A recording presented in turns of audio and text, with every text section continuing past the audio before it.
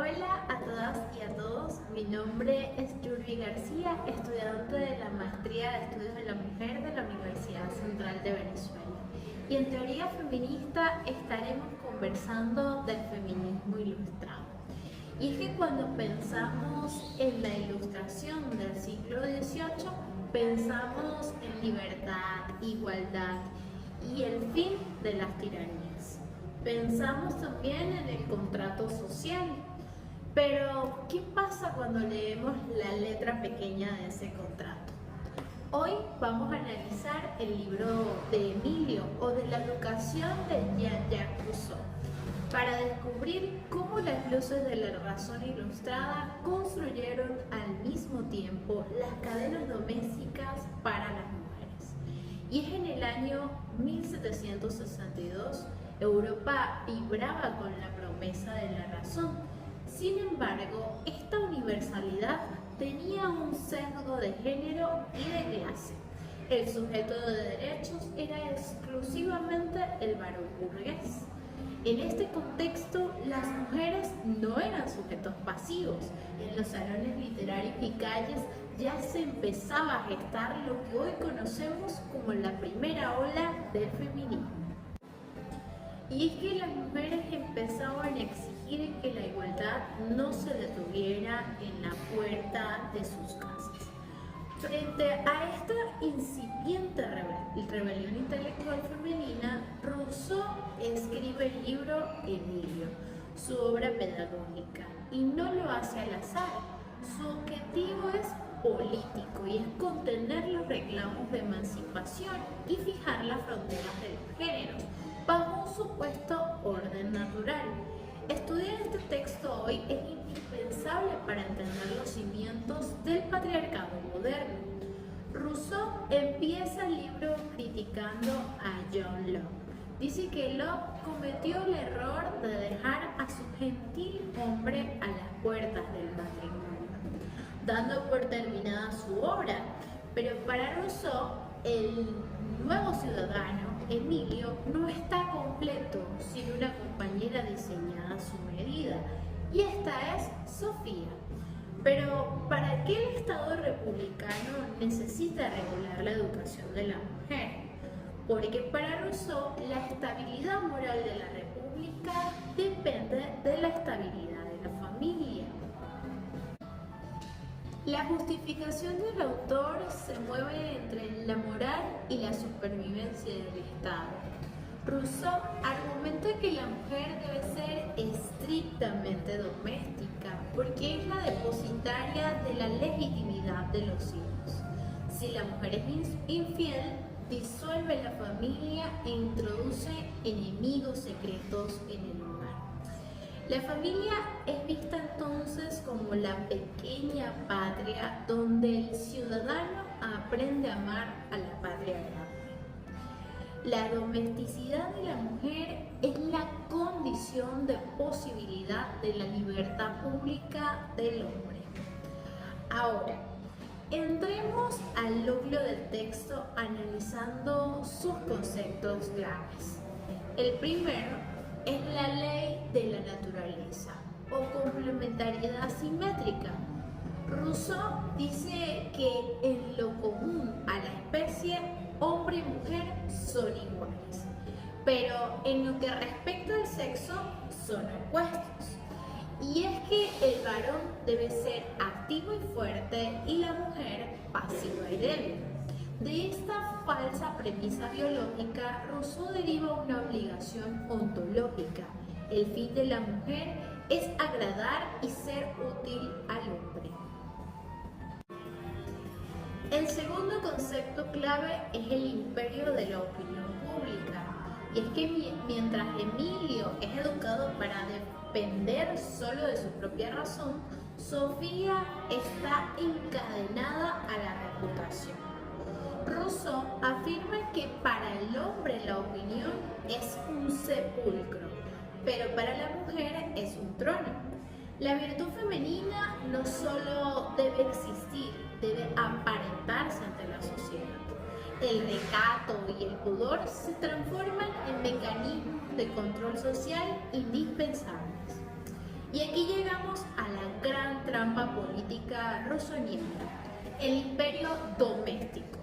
Rousseau argumenta que las mujeres no necesitan derechos políticos porque ya gobiernan a los hombres en casa, mediante la astucia, la coquetería y el manejo del deseo del varón. Desde la ciencia política denunciamos esto como una concepción retórica y tramposa. Se otorgó el reinado ficticio del hogar para despojarte del derecho legítimo a la ciudadanía en la plaza pública.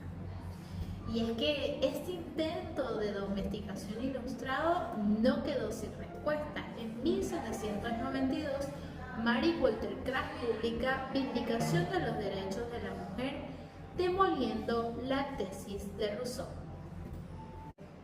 Wollstonecraft demuestra que la debilidad y obsesión por agradar de Sofía no son naturales, sino el resultado de una educación tiránica que las infantiliza. Si a las mujeres se les priva de la razón, se les convierte en seres volubles, incapaces de ser verdaderas ciudadanas. Pero hagamos una lectura situada desde nuestra mente. Y es que mientras en Europa se debatía si la mujer debía ser educada para el salón o el hogar, en nuestras tierras las mujeres indígenas, negras y mestizas ponían el cuerpo en la resistencia anticolonial. Pues figuras como Manuela Sáenz, Juana Zurday o Josefa Camejo rompieron ese molde de Sofía. Y es que las mujeres en esta zona no fueron las musas pasivas de independencia, fueron estrategas combatientes y pensadoras políticas. Y nuestro maestro Simón Rodríguez, en una genialidad coloquial, propuso escuelas públicas donde niñas y niños de sectores populares estudiaran juntos los mismos oficios. Podríamos pensar que Rousseau quedó en el pasado, pero el fantasma de Sofía sigue operando a través de estructuras patriarcales sutiles. Y un primer ejemplo es la crisis global de los cuidados y la brecha salarial.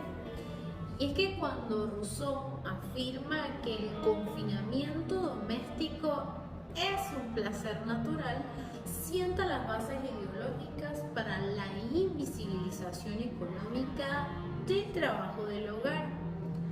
Hoy en día, la doble jornada laboral de las mujeres y la falta de reconocimiento del cuidado como un pilar del Producto Interno Bruto son el reflejo exacto de la supuesta disposición natural al sacrificio doméstico. Y es que como segundo ejemplo también encontramos la tiranía de la estética y los algoritmos. Y es que el mandato de Rousseau de que las niñas deben educarse para la validación externa y la opinión ajena se replica hoy en los algoritmos de redes sociales como TikTok, Instagram y demás. El auge contemporáneo de los movimientos como los trans wife, esposas tradicionales, que se refiere a un movimiento cultural y de redes sociales compuestos por mujeres que eligen adoptar roles de género sumamente tradicionales dentro del matrimonio, que romantizan además la sumisión, la dependencia económica en plataformas digitales, demuestra que el modelo de Sofía está definitivamente activa en las diferentes estructuras a nivel cultural en pleno siglo XXI. Otro ejemplo es el cuestionamiento judicial a las víctimas, pues Rousseau argumenta que la naturaleza dotó a la mujer de pudor para frenar los deseos sin límites del hombre y culpabiliza a quienes no resisten con suficiente fuerza. Este pensamiento atroz sobrevive cuando en los tribunales actuales se juzga a una víctima de violencia sexual preguntándole qué ropa llevaba, si había tomado alcohol o por qué no se defendió más. trasladando la culpa del agresor a la conducta de la víctima. A pesar de sus intenciones políticas y patriarcales, Rousseau hizo 3 aportes involuntarios cruciales al feminismo. Y es que al detallar cómo educar a Sofía, admitió implícitamente que el género es una construcción social y pedagógica, no puramente biológica. También sirvió como el antagonista perfecto, pues su radical exclusión forzó la brillante respuesta de Walter Kraft y el nacimiento de la teoría de género moderna. Al conectar la familia con el Estado, demostró mucho antes de la segunda ola feminista que lo personal es político y que la reproducción de la vida es un problema de alta política. Para concluir, como feministas y relatoras de nuestra propia historia, nuestro deber académico y militante es interpretar a Rousseau y visibilizar lo discriminatorio y androcéntrico del desarrollo de la Ilustración y de los retos de las mujeres de esa época. El desafío actual es construir sistemas de educación y de organización social que rompan definitivamente con la simetría entre Emilio y Sofía. Además, necesitamos una sociedad donde el cuidado y la política, la razón y el afecto sean una corresponsabilidad colectiva, humana y profundamente justa. Muchísimas gracias.